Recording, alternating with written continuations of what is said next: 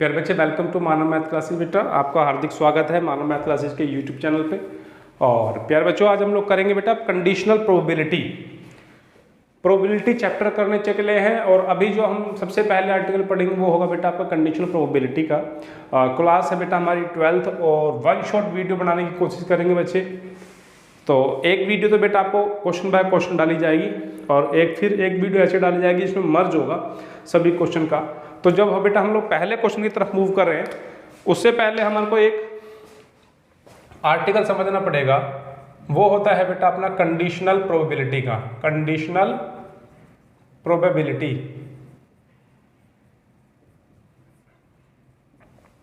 Definition करने चले बच्चे। उसने कहा कि if two event E and F are associated with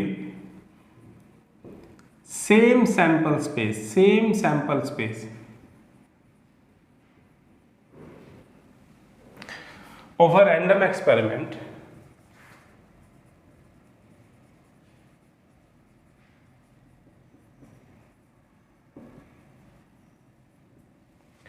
then conditional probability of E when F has already occurred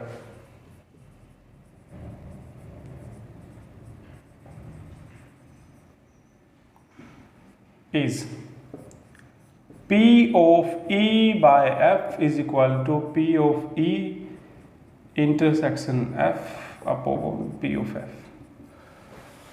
बहुत से भी ज़्यादा आसान है बच्चे, बहुत ज़्यादा आसान है। उसने कहा बेटा कि कंडीशनल प्रोबेबिलिटी क्या है। पहली बात, दो इवेंट, कौन सा? एक इवेंट को नाम दिया E, दूसरे नाम को दिया F। दो इवेंट ले लिए E और F। दोनों इवेंट एक ही सैंपल स्पेस के मेंबर होने चाहिए। जो दो इवेंट हो रहे हैं वो एसोसिएट होने चाहिए सेम सैंपल स्पेस के। एक बात ये। दूसरी बात कि कंडीशनल प्रोबेबिलिटी E की जब F ऑलरेडी हो चुका है, उस प्रोबेबिलिटी को कंडीशनल प्रोबेबिलिटी कहते हैं। लिखा कैसे जाता है कि प्रोबेबिलिटी E की जब F ऑलरेडी हो चुका है, probability of E intersection F over P of F। इतनी सी कहानी है कंडीशनल प्रोबेबिलिटी की। और बेटा अगर आपको डेफिनेशन आती है तो निश्चिंत हो जाओ, कोई क्वेश्चन आपका नहीं रुकने वाला है बच्चे। इस डेफिनेशन पर मैं पहले भी एक वीडियो अपलोड कर चुका हूं। उस वीडियो को भी आप लोग देख सकते हो बच्चे, ब्रीफली बिल्कुल बताया गया है उसमें, और आप एक बार देख लेना उसको। एक बार मैं फिर से रिपीट करता हूं, फिर आगे बढ़ेंगे। उसने कहा कि दो इवेंट जो E और F जो एक ही सैंपल स्पेस से एसोसिएट है और एक ही रैंडम एक्सपेरिमेंट में हो रहे हैं, और आपको प्रोबेबिलिटी E की निकालनी है जब F ऑलरेडी हो चुका है। एक एग्जांपल लेते हैं। मान लीजिए आपके पास 52 कार्ड्स होते हैं, 52 कार्ड्स। आपने से इसमें एक जो है किंग आपने निकाल लिया, तो किंग फर्स्ट की, ये मैंने फर्स्ट किंग निकाला। की प्रोबेबिलिटी कितनी होगी बेटा? कितने किंग होते हैं? 4, टोटल पत्ते 52, 4/52। आपने इस किंग को निकाल करके बाहर रख दिया। अब इसमें से कितने बचे? 51 कार्ड्स बचे।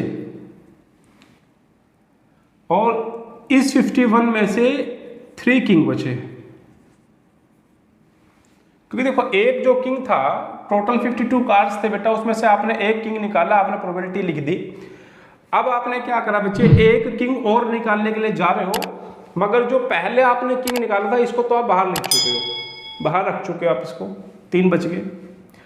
अब प्रोबेबिलिटी, अच्छा एक चीज ये मैं बात बताऊंगा, पहले देखिए कि क्या इसका इस पे प्रभाव है। ये जो प्रोबेबिलिटी यहां निकलेगी बेटा, यहां जो प्रोबेबिलिटी अभी निकलने वाली है उसका इस पे, इसका उस पे कोई प्रभाव है? जवाब है। ये नहीं होता, अगर ये सारा इवेंट नहीं हुआ होता तो कार्ड 52 रहते, किंग 4 हो जा रहते, मगर क्योंकि ये इवेंट ऑलरेडी हो चुका है इसलिए इसकी जो प्रोबेबिलिटी निकलेगी दूसरे केस में उस प्रोबेबिलिटी को बोलेंगे कंडीशनल प्रोबेबिलिटी। इस इवेंट को मैंने ई माना था, इस इवेंट को मैं एफ मान रहा हूं, तो जो अब प्रोबेबिलिटी निकलेगी किसकी भाई? प्रोबेबिलिटी एफ इवेंट की, जब ई ऑलरेडी हो चुका है वो कितना है? कुल किंग 3 है, टोटल कार्ड्स 51 है। इतना सा कॉन्सेप्ट, और इस कॉन्सेप्ट के ऊपर इतनी भगदड़ है। बताइए इसमें है क्या? कुछ भी नहीं है, बहुत आसान है बेटा। एक इवेंट की प्रोबेबिलिटी निकाल दो जब दूसरा इवेंट पहले से हो चुका है, पहले से हो चुका है।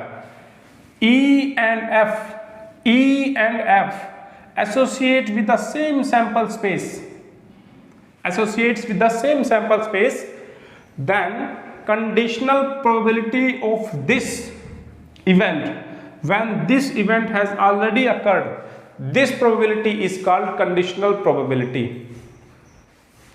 आ गया क्वेश्चंस बेटे? जब आप क्वेश्चन करोगे तो जो बचा हुआ मामला है ना वो भी क्लियर हो जाएगा। तो सीधा क्वेश्चन पे चलते हैं बेटा। एक्सरसाइज है आपकी फर्स्ट 13.1, क्वेश्चन नंबर वो है 1। जो क्वेश्चन नंबर 1 है बेटा वो आपको दिख रहा है। उसने कहा कि ई और एफ दो इवेंट है, ई की प्रोबेबिलिटी गिवन है, एफ की प्रोबेबिलिटी गिवन है, दोनों की इंटरसेक्शन की प्रोबेबिलिटी गिवन है। कह रहा P of E bye F और एफ ऑफ बाय ई निकाल दो। चलिए बहुत अच्छी बात है बेटा। कंडीशनल प्रोबेबिलिटी का जो फार्मूला है वो आपको ध्यान रखना है इस तरह के क्वेश्चन में। ऊपर बेटा इंटरसेक्शन आती है और नीचे वो आता है बेटा जिसको जो बाद में गिवन है, जैसे इसमें इस केस में एफ बाद में गिवन है। और अगर मैं दूसरा केस भी इसी के साथ में सोल्व करूं बेटा तो कुछ ये निकालने को कह रहा है। ऊपर हमेशा ही इंटरसेक्शन आएगी, इस चीज का ध्यान रखना। नीचे वो आएगा जो बाद में गिवन है यानी कि ई। निकालिए बच्चे। इंटरसेक्शन क्या है? इंटरसेक्शन बेटा आपके कितने? 0.2, तो 0.2। पी ऑफ एफ कितना बेटा अपना? 0.3। कितना आ गया? 2/3। पी ऑफ ई इंटरसेक्शन आप कितना बेटा? 0.2। और पी ऑफ ई कितना है अपना? 0.6। 2/6 यानी कि 1/3। ये आपका रिक्वायर्ड सॉल्यूशन है बच्चे। P of E bye F का मीनिंग है प्रोबेबिलिटी ई की जब एफ ऑलरेडी हो चुका है, प्रोबेबिलिटी एफ की जब ई ऑलरेडी हो चुका है। ये हो चाहे ये हो, ऊपर इंटरसेक्शन ही रहेगा। नीचे वो आएगा बेटा जो बाद में गिवन है। यहाँ एफ बाद में गिवन था तो एफ नीचे आ गया, यहाँ ई बाद में गिवन था तो ई नीचे आ गया। इतना सा कॉन्सेप्ट और क्वेश्चन आपका पहला खत्म।